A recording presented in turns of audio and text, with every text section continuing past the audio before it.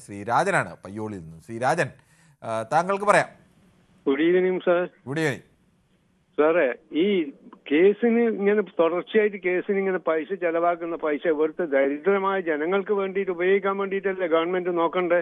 ശ്രീരാജൻ, ഈ ദരിദ്രമായ ജനങ്ങൾക്ക് വേണ്ടി ഉപയോഗിക്കാന്നൊക്കെ പറഞ്ഞാൽ ഈ കേസിനൊക്കെ വേണ്ടി അതൊരു ബാലിശമായ വാദം മാത്രമാണ്. നമുക്ക് പലപ്പോഴും കേസിന് വേണ്ടി ഇപ്പൊ ചിലപ്പോൾ ഞാൻ പറയട്ടെ, കേസിന് വേണ്ടി കൂടിയാൽ 5-6 കോടി രൂപയായിരിക്കും ചിലപ്പോൾ. ഞാൻ എക്സാക്ട് പറയണം, അത്രയും കോടി രൂപയായിരിക്കും. ഈ കേസൊന്നും അത്രയും കോടിയൊന്നും ആവില്ല. അങ്ങനെ ചെലവഴിക്കുന്നത് 5-6 കോടി രൂപ കൊണ്ട് ഈ കേരളത്തിലെ മുഴുവൻ പേരുടെ ദാരിദ്ര്യം മാറ്റാനോ മറ്റോ നടക്കാതെ ഇത് രണ്ടാം ഒരുമിച്ച് പോകേണ്ടതാണ്. ഒരു സർക്കാർ ആകുമ്പോൾ കേസ് വന്നാൽ കേസ് നടത്തേണ്ടി വരും. അല്ലാതെ ഒരു കേസ് വരുമ്പോൾ കേസിന് ഞങ്ങൾ പൈസ ചെലവാകും എന്ന് പറഞ്ഞ് കേസിന് മാറി നിൽക്കാൻ കഴിയും. ഇങ്ങനെ വക്കീലിനെ കൊടുത്തിട്ടാണ് ഭരണം നടത്തേണ്ടത്. ഈ ഇത് തട്ടിപ്പല്ലേ? അതിനെന്താണ് ശ്രീരാജൻ കുഴപ്പം? ഒരു സർക്കാർ കേസ് വന്നാൽ സുപ്രീം കോടതിയിൽ പോകുമ്പോൾ കൊള്ളാവുന്ന വക്കീൽ, അതിനെ ഏത് സർക്കാരായാലും കൊള്ളാവുന്ന കൂടുതൽ പണം കൊടുത്ത് ചിലപ്പോൾ നല്ല വക്കീലിനെ ഇറക്കേണ്ടി വരും. അതൊക്കെ സ്വാഭാവികമാണ്. അല്ല, കോടികൾ ചെലവാക്കുമ്പോ ഇത് പാവപ്പെട്ട അതിനെന്താണ് കുഴപ്പം? പാവപ്പെട്ട പൈസ പാവപ്പെട്ട ജനങ്ങൾക്ക് വേണ്ടി തന്നെയല്ലേ ഈ കോടികൾ ചെലവഴിക്കുന്നത്? പാവപ്പെട്ട അന്നാ പിന്നെ ക്ഷേമം നിധി ബോർഡിലെ പൈസ എത്ര ബാക്കിയുണ്ട്? ശ്രീരാജൻ, അതൊന്നും അല്ല. ഇപ്പോഴെന്തിനാണ് സർവേ നടത്തുന്നത്? ഞാൻ അതിന്റെ ഏതെങ്കിലും രാഷ്ട്രീയത്തിന്റെ പറയല്ലേ, ഏത് രാഷ്ട്രീയ പാർട്ടി ഭരിച്ചോട്ടെ, ആ സർക്കാരിനെതിരെ ഒരു വിധി വന്നാൽ ആ നാട്ടിലെ ജനത്തിന്റെ എതിരെ കൂടിയാണ്. അപ്പോൾ ആ വിധിക്ക് അനുകൂലമായ വിധി ഉണ്ടാക്കാൻ വേണ്ടി അവർ സുപ്രീം കോടതിയെ സമീപിക്കും. ചിലപ്പോൾ തോറ്റുപോകും, ചിലപ്പോൾ ജയിക്കും. അതൊക്കെ സ്വാഭാവികമാണ്. അതിന് പണം ചെലവാകും. അതിന് പണം ചെലവാകുന്നതുകൊണ്ട് ആ പണം ഒന്ന് ഒഴിവാക്കി കണ്ടാൽ മറ്റു കേരളത്തിലെ പ്രശ്നങ്ങളെല്ലാം പരിഹരിക്കാന്നൊക്കെ പറയുന്നതിൽ ഒരു കാര്യമില്ല. സാർ, ഗവൺമെന്റിന്റെ പൈസ എത്ര കൊലക്കേസിന് ഗവൺമെന്റിന്റെ പൈസ എടുത്തിട്ട് പോയിന്ന്?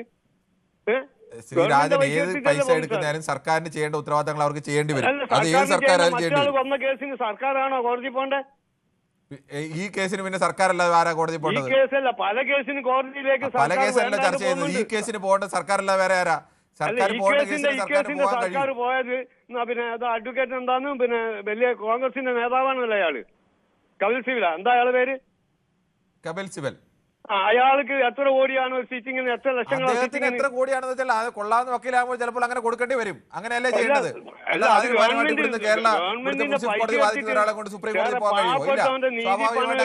പാവപ്പെട്ടവന്റെ നീതി പണം എടുത്തിട്ട് പാവപ്പെട്ടവന്റെ കാര്യങ്ങൾക്ക് വേണ്ടി സർക്കാരുകൾക്കെല്ലാം അങ്ങനെ ചെയ്യേണ്ടി വരും. ശ്രീരാജൻ, അല്ല സാറേ, ഇത് പറയുന്നത് അങ്ങനെ 3.5 ലക്ഷം ജനങ്ങൾക്ക് ഇപ്പം കുടിശ്ശിക ബാക്കിയായിട്ട് 16 മാസം കുടിശ്ശിക ബാക്കിയ 3.5 ലക്ഷം ജനങ്ങൾക്ക്. കെട്ടിട നിർമ്മാണ തൊഴിലാളി 16 മാസം പൈസ ബാക്കിയാ. ആ 3.5 ലക്ഷങ്ങൾക്ക് ഈ പൈസ കൊടുത്തിട്ടുണ്ടെങ്കിൽ ആ 3.5 ലക്ഷം വോട്ട് പേർക്ക് വരൂലേ? ശരി, എന്തായാലും 3.5 ലക്ഷം പേർക്കുള്ള കുടിശ്ശിക എനിക്കറിയില്ല. അതിനെക്കുറിച്ച് അന്വേഷിക്കാം.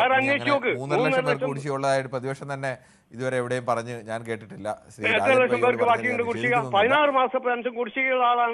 അല്ല, ഞാൻ പറയല്ല, 3.5 ലക്ഷം പേർക്ക് പെൻഷൻ കുടിശ്ശിക ഉണ്ടെങ്കിൽ സ്വാഭാവികമായും കേരളത്തിലെ പ്രതിപക്ഷം അതൊരു പ്രധാനപ്പെട്ട വിഷയമായി ഉന്നയിച്ചേരെ.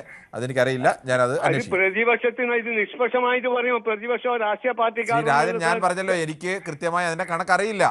ഞാൻ രാജൻ പറഞ്ഞതിനെ തള്ളിക്കളയുന്നില്ല. ഞാനൊരു കോമൺ ലോജിക്ക് ഉപയോഗിച്ചാണ് 3.5 ലക്ഷം പേർക്ക് 16 മാസത്തെ പെൻഷൻ കുടിശ്ശിക ഉണ്ടായിരുന്നുവെങ്കിൽ സ്വാഭാവികമായും കേരളത്തിലെ പ്രതിപക്ഷ പാർട്ടികൾ ഇത് ഉന്നയിച്ചേനെ. അത് എനിക്ക് കൃത്യമായ കണക്കറിയാത്തൊരു കാര്യം. അല്ലെങ്കിൽ ഞാൻ പരിശോധിച്ചിട്ട് വേണമെങ്കിൽ ഇപ്പോൾ പറയാം. അതിനുള്ള സമയമില്ല, അതുകൊണ്ടാണ് പരിശോധിച്ചിട്ട് കെട്ടിട നിർമ്മാണ തൊഴിലാളികൾക്ക് 3.5 ലക്ഷം പേരുണ്ടോ, 3.5 ലക്ഷം പേർക്ക് 16 മാസം കുടിശ്ശിക ഉണ്ടോ, അതറിയാതെ എങ്ങനെയാണ് ഞാൻ പറയുന്നത്? അല്ല സാർ, അതുപോട്ടെ, അതുകൊണ്ട് ശരി, ഓക്കെ. എന്നാൽ നമുക്ക് സമയം അവസാനിക്കാൻ പോകുന്നത് ഡെന്നിസ് കൂടിയുണ്ട്, കോട്ടയത്ത് നിന്നാണ്. ശ്രീ ഡെന്നിസ്, താങ്കളുടെ അഭിപ്രായം വേഗത്തിൽ പറയാം. നമ്മുടെ സർക്കാർ നടത്തുന്ന ജനകീയ നടപടികൾ വളരെയധികം അഭിനന്ദനങ്ങൾ അർഹിക്കുന്ന ഒരു കാര്യമാണ്. കാര്യം, ജനക്ഷേമ പ്രവർത്തനങ്ങൾ കൂടുതൽ ജനങ്ങളിലേക്ക് എത്തുന്നുണ്ടെന്നുള്ളത് സർവേയിലൂടെയും മറ്റും ചെയ്യുന്നത് കൊണ്ട് യാതൊരു വിധ തെറ്റുമില്ല. ഓക്കെ, ശരി, താങ്കളുടെ അഭിപ്രായം വളരെ വ്യക്തമാണ്. എന്തായാലും ഈ വിഷയത്തിൽ രണ്ട് കൂട്ടർക്കും ഒരേപോലെ പറയാൻ കഴിയുന്ന വിഷയമാണ് എന്നെടുത്ത്. ഒന്ന്, കേരള സർക്കാരിൻ്റെ ഒരു ഭാഗത്തു നിന്ന് സർക്കാരിൻ്റെ ജയമെന്ന് പറയാമെങ്കിൽ മറ്റു ഭാഗത്ത് സർക്കാരിൻ്റെ തിരിച്ചടി നേരിട്ടതുമായി ബന്ധപ്പെട്ട്. പക്ഷേ ഖേദകരമെന്ന് പറയട്ടെ, പലപ്പോഴും വിഷയങ്ങൾ സമീപിക്കുമ്പോൾ ചിലരെങ്കിലും അതിനെ ബാലിശമായ രീതിയിലൊക്കെയാണ് എടുക്കുന്നത്.